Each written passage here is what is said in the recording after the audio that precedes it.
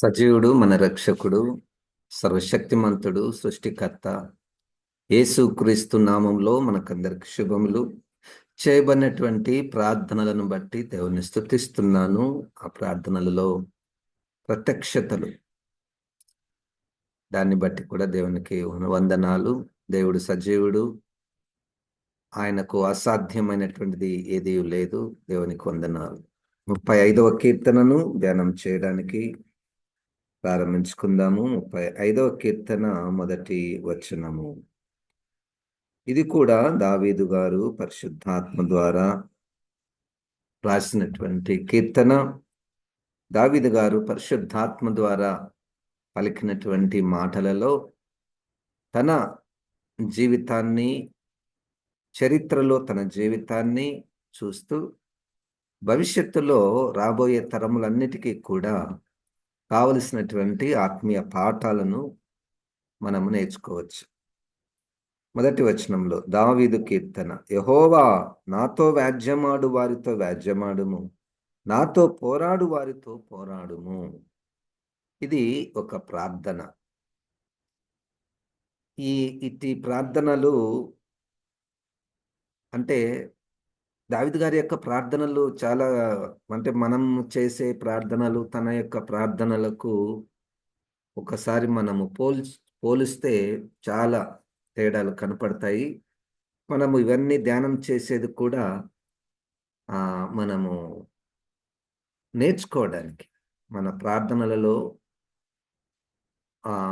వాక్యానుసారమైనటువంటి ప్రార్థనలు చేయుట మనం నేర్చుకుంటే మంచిది. లేదా మొనోటోనస్గా, అంటే ఒకటే రకమైనటువంటి ప్రార్థనలు చాలా సంవత్సరములు వాటికే అలవాటైపోయే, ఇక దానిలో జీవం లేనటువంటి మెకానికల్గా ప్రార్థనలు చేసే అవకాశం ఉంటుంది. కాబట్టి ఇది కీర్తనలలో ఎక్కువగా భాగము మనము ప్రార్థనలు చూస్తాము, స్తుతులను కూడా మనం చూస్తాము, సందేశాలను కూడా చూస్తాము. ప్రార్థనలు ఎక్కువగా ఉన్నటువంటి దావీదు గారి కీర్తనలు. ఇది ఒక ప్రార్థన. యెహోవా, నాతో వ్యాజ్యమాడు వారితో వ్యాజ్యమాడుము, నాతో పోరాడు వారితో పోరాడుము. అంటే ఒక ఇరుకులో, ఇబ్బందులో, కష్టములో, అది శరీరరీతిగానో, మానసికంగానో లేదా ఆత్మీయంగానో ఆ స్థితి ఇక్కడ మనకు కనబడుతుంది. వ్యాజ్యము, పోరాడడము. వ్యాజ్యమాడుము అంటే తనకు ఎదురుగా ఒక వ్యక్తో లేదా ఒక గుంపో ఎదురు మాట్లాడేటటువంటి వాళ్ళు వస్తున్నారు. లేదా ఇంకొక పర్యాయ పదము, పోరాడడానికి వస్తున్నారు. ఆ పోరాటంలో ఒక మాట ద్వారా పోరాటం చేస్తుండొచ్చు, లేదా ఒక యుద్ధాన్ని ప్రకటించవచ్చు. రకరకాలైనటువంటి పోరాటాలు. ఇప్పుడు మనం మాట్లాడుతున్న సమయానికి మన జీవితంలో కూడా ఇవేమి దూరంగా ఉన్నటువంటి మాటలు కాదు. మనల్ని అపోజ్ చేసేటటువంటి వారు, మనతో యుద్ధము లేదా పోరాటము చేసేటటువంటి వారు ఎప్పటికప్పుడు ఉంటారు. మనము మాట్లాడుతున్న సమయానికి కూడా ఉండవచ్చు. ఇక్కడ దావీదు గారు ఉన్నటువంటి స్థితి, వ్యక్తిగతంగా చాలా బలమైనటువంటి వ్యక్తి, జ్ఞానం కలిగినటువంటి వ్యక్తి, తన స్థాయి రాజుగా ఉన్నటువంటి వ్యక్తి, చుట్టుప్రక్కల ఉన్నటువంటి అన్ని దేశాల వారు కూడా ఆయనను గౌరవించేటటువంటి పేరు కలిగినటువంటి వ్యక్తి. ఇట్టి వ్యక్తి దేవుని దగ్గరికి వెళ్ళి, నాతో వ్యాజ్యమాడు వారితో నువ్వు వ్యాజ్యమాడుము, నాతో పోరాడు వారితో నువ్వు పోరాడుము. ఇదేంటంటే ఒక వ్యక్తి కంప్లీట్గా సరెండర్ చేసుకొనుట. అంటే ప్రతి విషయానికి దేవుని దగ్గరికి వెళ్ళుట, ప్రార్థించుట, దేవుని మీద ఆధారపడుట, దేవుని ఆనుకొనుట. అంటే ఒక శత్రువు వచ్చినప్పుడు శత్రువు వచ్చినప్పుడు దాన్ని రకరకాలుగా దాన్ని పరిష్కరించొచ్చు.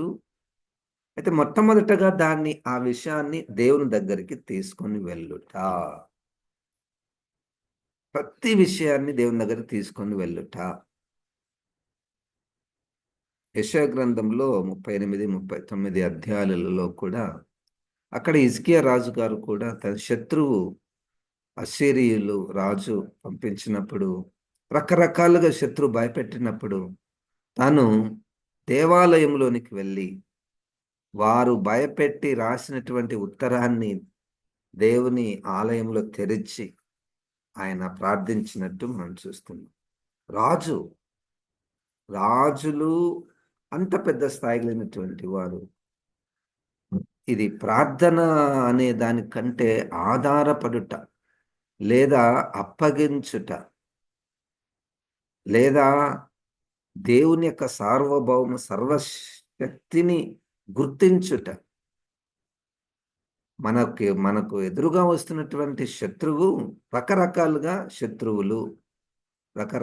శత్రువులు చాలాసార్లు నేను అది మాట్లాడుతూనే వస్తున్నాను. మన శరీరమే మనకు శత్రువు, మన మనసే మనకు శత్రువు, మనమున్నటువంటి లోకం శత్రువు, మనకు కనపడినటువంటి దురాత్మలోక శత్రువు. ఇవన్నీ రకరకాలైనటువంటి శత్రువులు మనతో పోరాటం. పౌలు గారు కూడా తన క్రైస్తవ జీవితాన్ని పోరాటముతో పోల్చడం, లేదా ఒక ఆట మైదానములో అథ్లీట్ తోటి పోల్చడం, లేదా సైనికునితో పోల్చడం.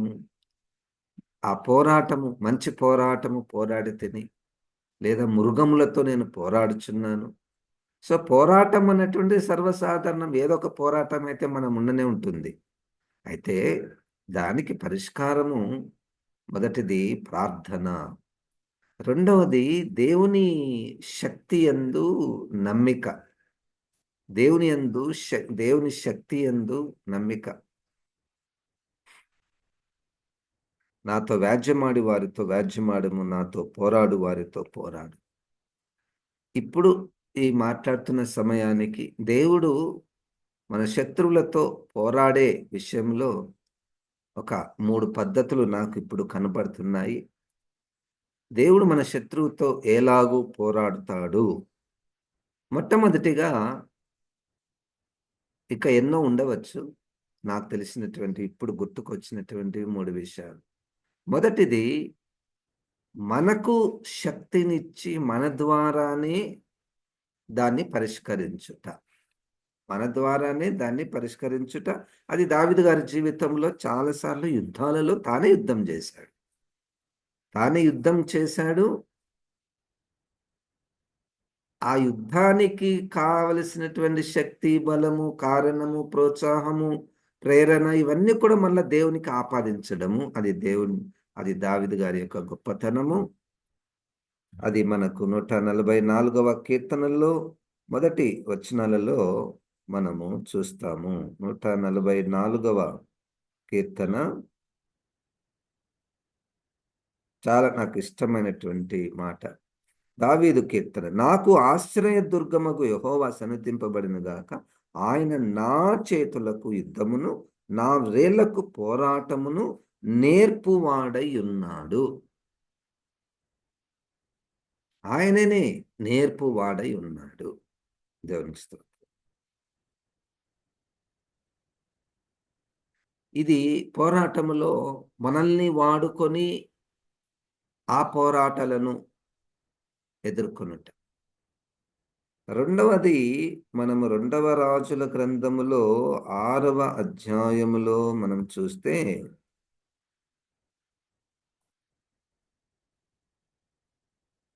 6వ అధ్యాయంలో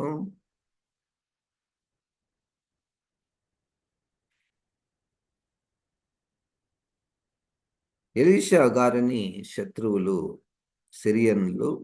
సిరియా సైన్యము చుట్టుముట్టినప్పుడు 18వ వచనంలో, ఆ దండు వారు అతన్ని సమీపించినప్పుడు ఎలీషా, ఈ జనులను అంధత్వముతో మొత్తమని యెహోవాను వేడుకొనగా, ఆయన ఎలీషా చేసిన ప్రార్థన చొప్పున వారిని అంధత్వముతో మొత్తెను.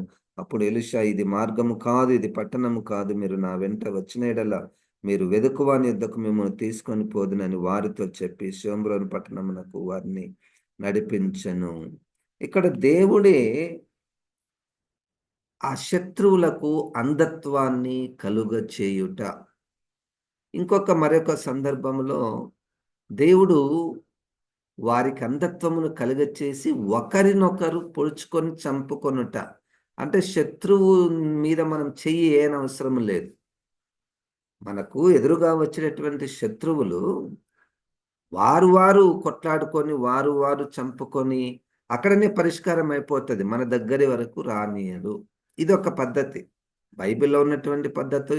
దేవుడు పోరాటాల విషయంలో ఈ పద్ధతిని కూడా ఉపయోగించి పరిష్కరిస్తాడు. దేవునికి స్తోత్రం. ఇది ఒక అద్భుతమైనటువంటి విషయము. మన పనేంటంటే దేవుని దగ్గరికి పోయి కూర్చోవడము. హల్లెలూయా!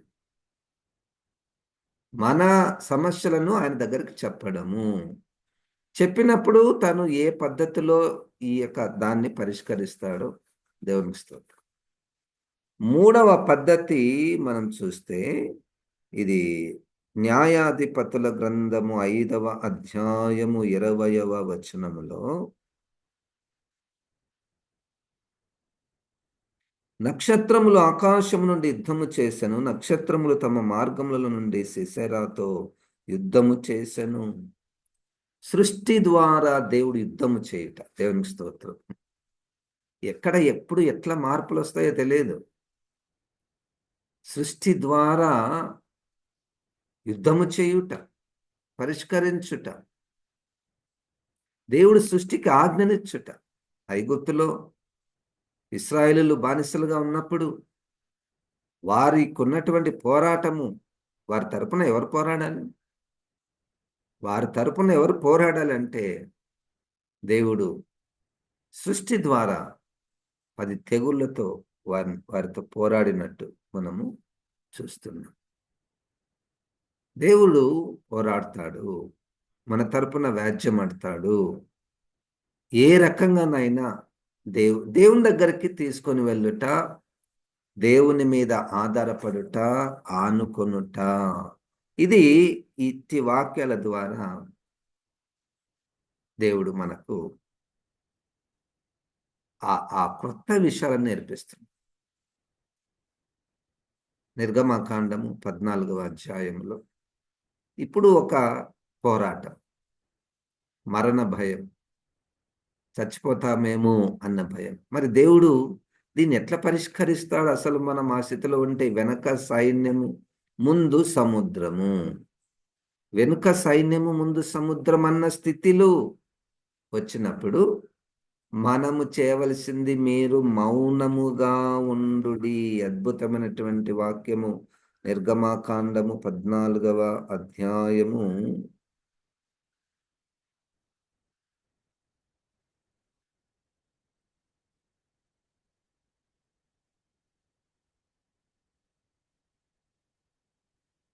13వ వచనము. నిర్గమకాండము 14:13. అందుకు మోషే, భయపడకుడి, యెహోవా మీకు నేడు కలుగచేయు రక్షణను మీరు ఊరక నిలుచుండి చూడుడి. మీరు నేడు చూచిన ఐగుప్తులను ఇక మీదట మరి ఎన్నడూను చూడరు. వెనక శత్రువు, ఐగుప్తు శత్రువు, వాళ్ళకు గుర్రాలు, రథాలు, సైన్యము కదండి. ముందు సముద్రము. ఈ స్థితి మనకు ఎదురైనప్పుడు చాలా కలవరపడిపోతాం. తప్పించుకునే మార్గం ఉండదు. అప్పుడు దేవుడు పోరాడిన పద్ధతిని చూస్తే, ఆయన మేఘస్తంభము, అగ్నిస్తంభముల ద్వారా యుద్ధము చేయుట, వారికి చీకటి కలుగచేయుట. వారికి చీకటి కలుగచేయుట, ఆ ఎర్ర సముద్రమును పాయలుగా చేయుట.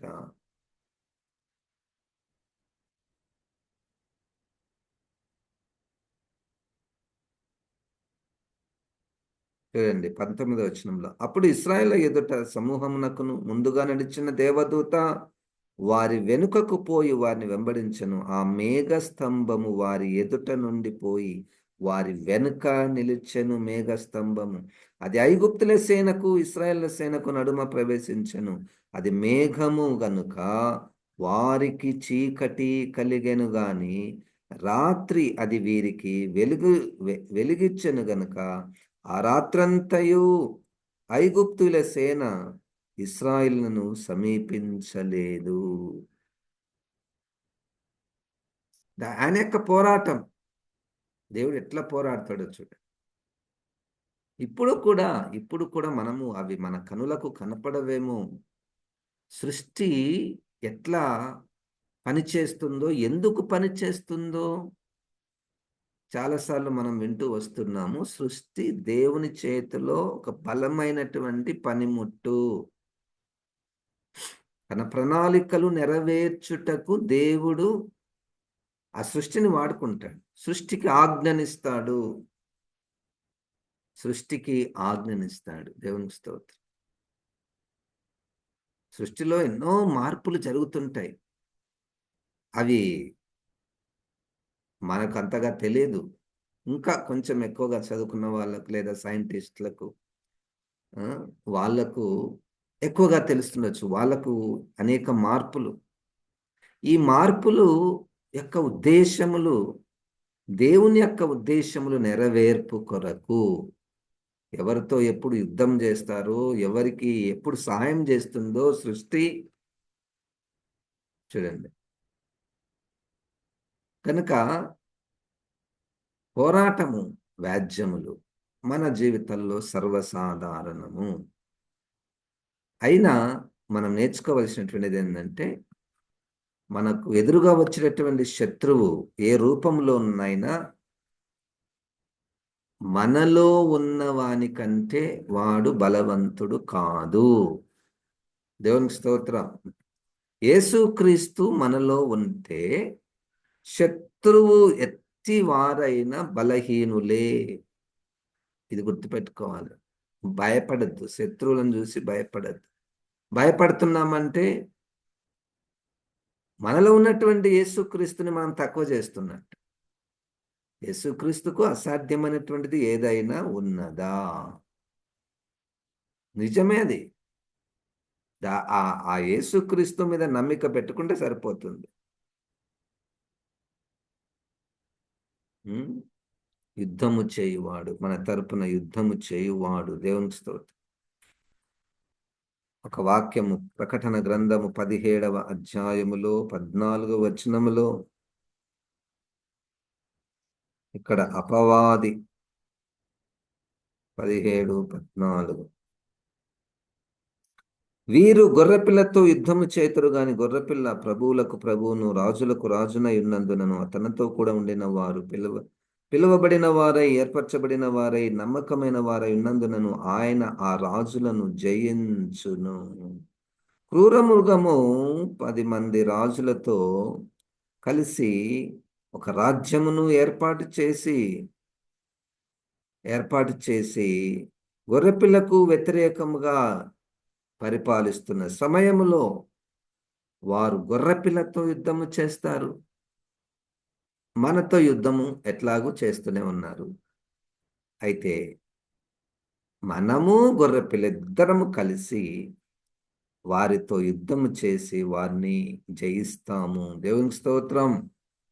మన నాయకుడు యేసుక్రీస్తు, మన కాపరి యేసుక్రీస్తు, సైన్యములకు అధిపతి అయినటువంటి యేసుక్రీస్తు, మనకు ముందుగా ఉన్నటువంటి యేసుక్రీస్తు. అయితే ఈ పోరాటంలో ఒక్క మాట ఇక్కడ,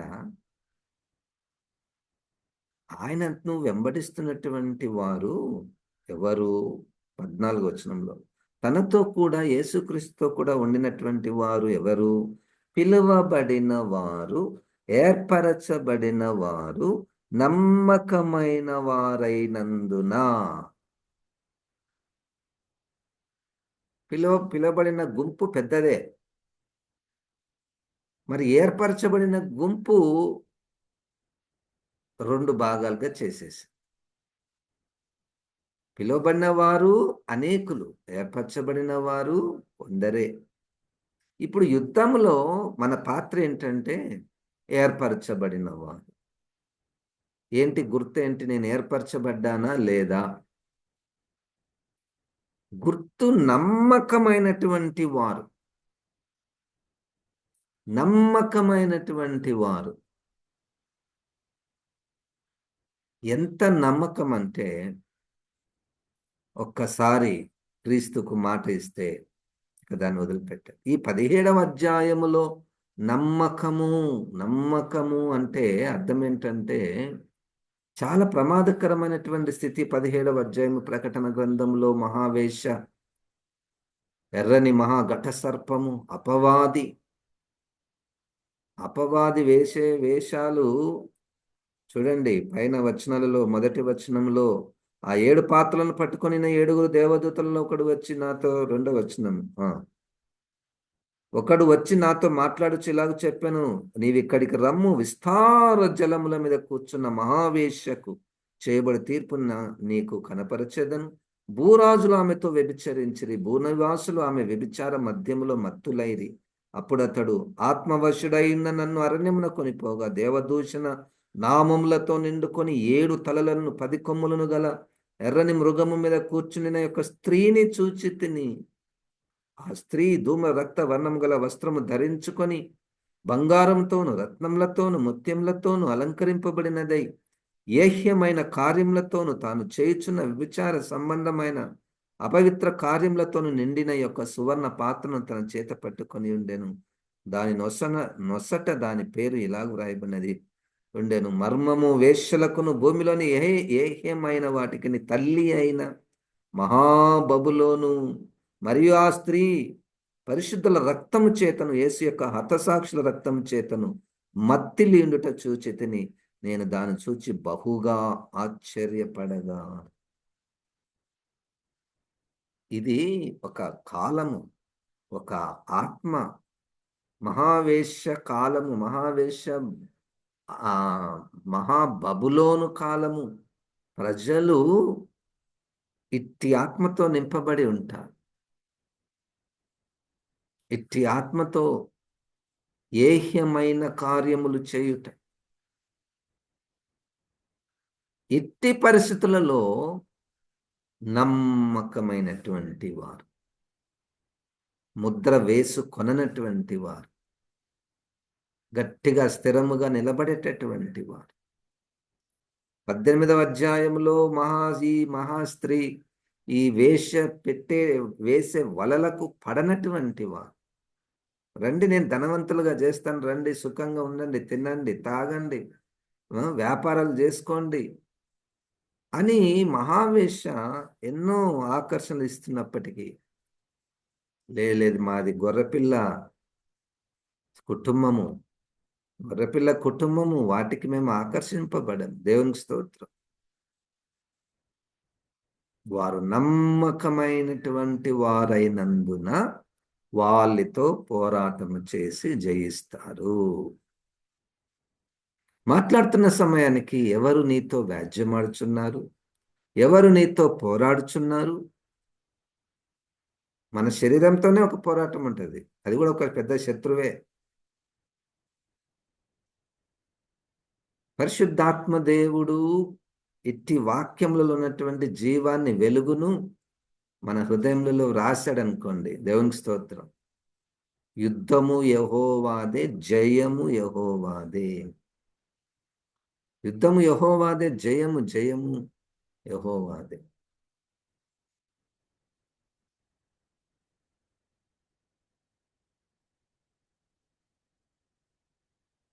దేవునికి స్తోత్రం.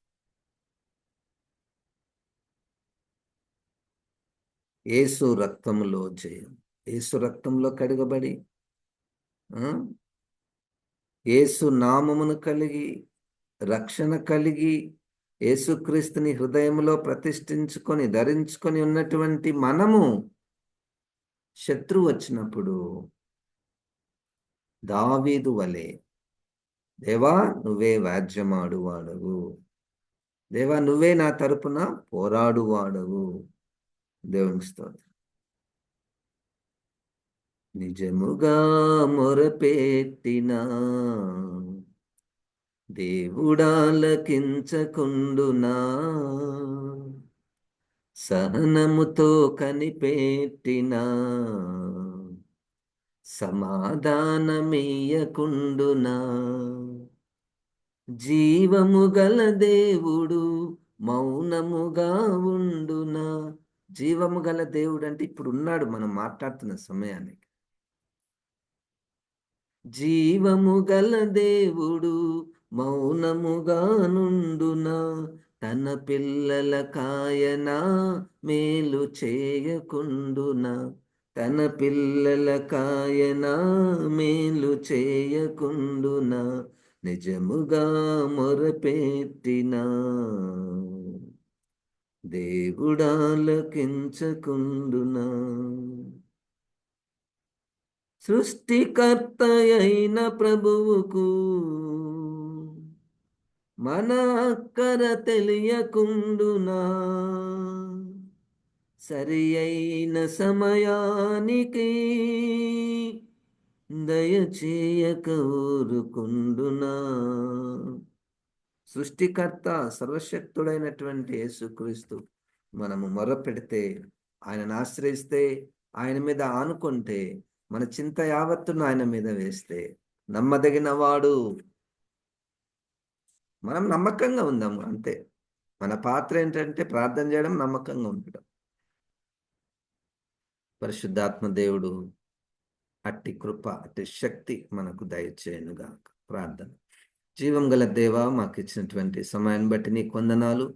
ఈ మాటలను ప్రభా నా జీవితంలో ఫలింపచేయము, మా అందరి జీవితంలో ఫలింపచేయము. నీ వాక్యము సజీవమై మాలో మేము అది రుచి చూచునట్లు సహాయం చేయమని మమ్మల్ని అందరినీ మీ చేతులకు అప్పగించుకుంటూ యేసుక్రీస్తు నామమున ప్రార్థిస్తున్నాము తండ్రి. ఆమేన్. ఇప్పుడు మన పరమ తండ్రి అయిన దేవుని యొక్క ప్రేమయు, ప్రభువైన యేసుక్రీస్తు కృపయు, పరిశుద్ధాత్మ దేవుని యొక్క సహవాసము మనకందరికి సదాకాలము తోడయుండును గాక. ఆమేన్. దేవుడు మనల్ని దీవించును గాక.